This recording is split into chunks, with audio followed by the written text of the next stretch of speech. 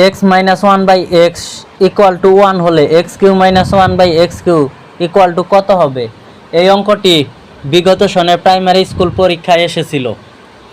এখন এই অঙ্কের সমাধান হবে x cube minus one by x cube সমান সমান, আমরা জানি a cube minus b cube এর সূত্র হলো a minus b whole cube plus 3ab into a minus b, তার মানে x cube minus one by x cube সূত্র হবে কি x minus one by x whole cube plus 3x into one by x into x minus one by x.